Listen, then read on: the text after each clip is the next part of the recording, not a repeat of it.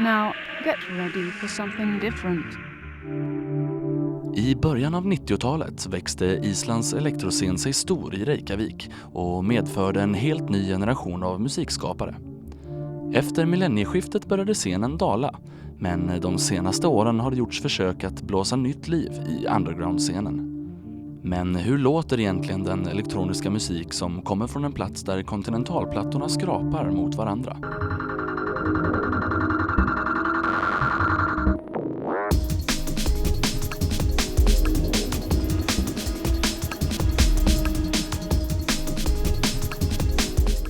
When we started making our music, it was nothing pop about it. There was nothing to categorize it really. It was something that like people couldn't put their finger on and still haven't really been able to like categorize really. Everybody likes it, but they don't really know what to do with it. I have a lot of friends who are musicians, and we hang out in just like more than just making music together or what like this, and just meeting up, having some soup, chatting. It's in that way we're more like a family, you know. The Icelandic electronic scene is probably even more known overseas than in Iceland. It's always been like this when if it takes for example like Björk and Sigurós and Goskos, they became famous overseas before they actually became famous in Iceland, kind of.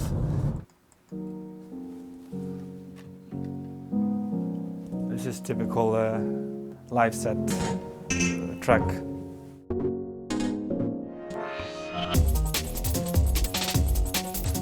I was about 14 years old. I spent all my money that I got from my christening into buying equipment and started making music. Yeah, then it's just kind of evolves. You get in contact with more people who listen, and you educate yourself more, and you get deeper and deeper and deeper, and now I just can't get up. Nothing compares to the original sound from like hardware equipment. This right here, it's a synthesizer and a drum machine at once. I have a sampler here, just to put samples on, you know, each pad. Then I have a Yamaha synth over here. This is a Chaos pad, effects on it. You can sample on it, or you can DJ. Then there's the mothership. You have to have a mixer to make it all happen.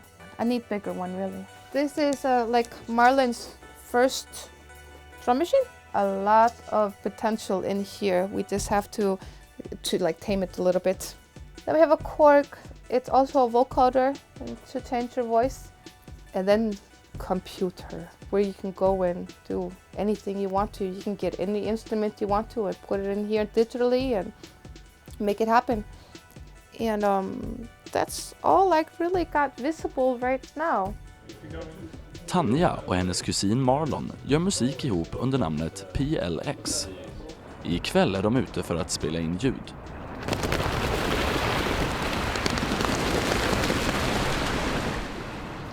Ljud som de sedan använder sig av i sina låtar. We have like a love for frequency and like deep like you know, and it's so electric, but at the same time then we're using maybe organic sound, just getting just the whole spectrum of the sound. And then when you bring nature into it, it becomes like organic plus mechanic. I feel like I feel more in the music when when it's a sound that's alive. Okay, so we have to go into the graveyard. Yeah. There's one instrument we have there. I go here a lot. It's starting to look familiar. It might be somewhere over here. Okay, let's see how it sounds today.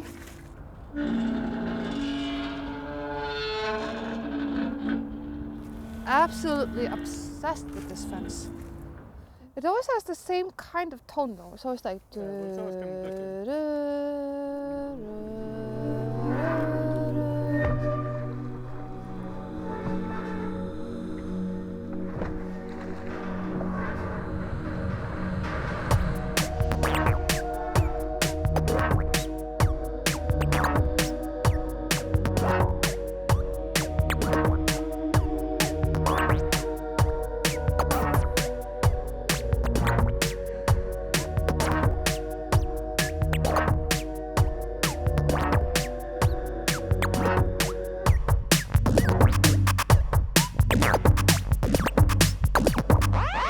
I really don't know what else to do.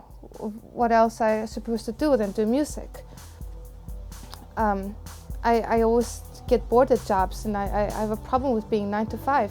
If people are living electronic music, it's not by releasing it, and it's more by performing and making jingles for commercials or TV shows. You know, computer games even, and I don't have to sell out much. I just do a little anthem, and you know, and maybe that brings in a little payroll. But you're working now? And I have to work now, yes. Releasing music, no, you cannot make a living, especially in Iceland. If you're focused on the Icelandic market, electronic music, selling about 50 CDs is amazing. Det är februari 2011. En vecka innan vi anländer till Island får vi besked om att elektropionjären Sigurbjörn Thorgrimsson har avlidit. Sigurbjörn var med och startade upp den isländska elektroscenen på 90-talet och var känd under artistnamnet Biogen. I närmare kretsar gick han under smeknamnet Bjössi. When I was just starting making music, he was one of the main guys in this old school hardcore, this rave scene here. You know, he was this inspiration for like almost everybody here. And he always went his own ways, and this is what made him such a big impact, because the ways he was going were sometimes other people's were following. He did music with me. He was my producer also, and he produced Weircore Nights. I mitten av 00-talet hade intresset för elektronisk musik börjat svalna och underground-scenen dominerades istället av hiphop och indie. Men år 2006 lyckas Tanya med hjälp av Biogen etablera den elektroniska scenen på nytt. I was going to start doing music again, performing, and I really didn't have any scene to go to. There was only a few bands doing something, but not active much here in Iceland. And so I had to create a venue for myself. I started to finding people on MySpace or something, saying like, "Are you still doing something?" And some people were like, "Yeah, like definitely. I just same as you. I didn't know what to do." Well, they had this group of experienced artists, and they're trying to bring new group into it and kind of make like a small family around this and educate each other. Genom att hitta nya artister som ville uppträda anordnade de återkommande spelningar som de kallade för Weirdcore Nights. And then we just started doing this every month, and more people just start doing music, and it just started growing. And now we have a well-established scene. It started out pretty good, but it kind of lost momentum, and now with the loss of Biogen, it's basically, I think Weircore will die with him. Okay. Unfortunately, but it is a good plan, and I think it will be done again in the future, and hopefully I hope so actually, because the scene needs it. Om några dagar kommer Sigurbjörn Thorgrimssons begravning äga rum i den här kyrkan i Reykjavik. Och om en vecka kommer det arrangeras en minneskonsert i hans ära. Samma dag som han skulle fyllt 35 år. Now this was magic to me the other day when I was feeling really sad about Bjössi being gone and everything like that. I didn't really know what to do with myself, and somebody brought me this.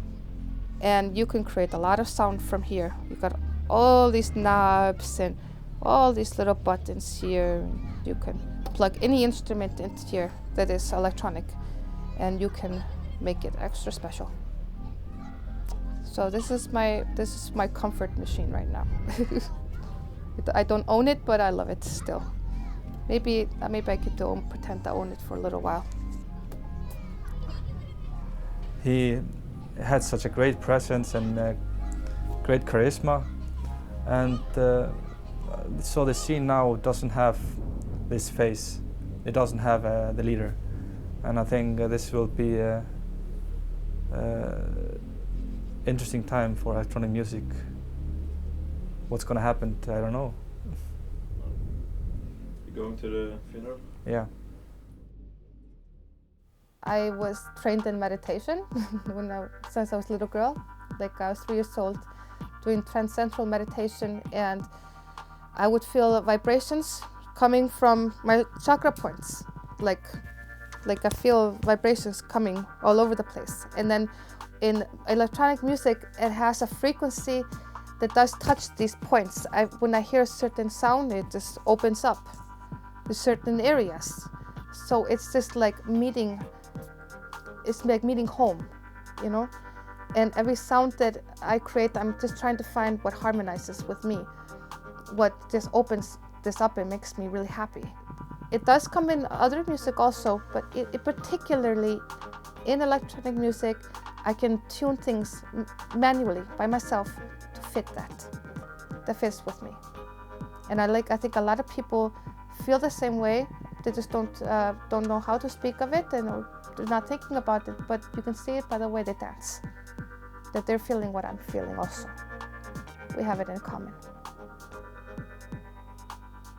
I don't think my music is there's no formula to it, and there's no like mainstream influence on it. It's just an experience, and everything in life to me has a sound. Color, numbers, earth, people, everything has a sound.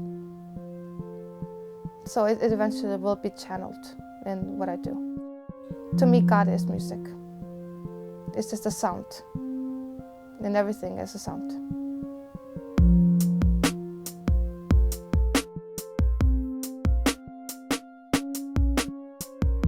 This country has a lot of raw energy, you know?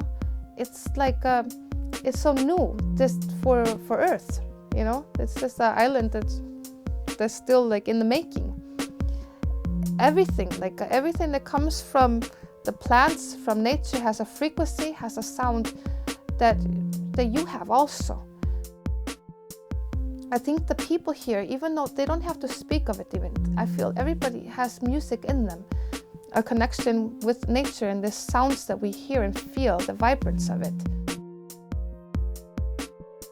I think that has some sort of, it gives us this musical energy. Underground electronica and stuff like this now it's in this place where it could actually just collapse or go up, because we have a lot of talented artists, but it's not enough just to be a talented artist. You have to get yourself out there, and this is what needs to be done, and needs some people to step up and try to lead the way.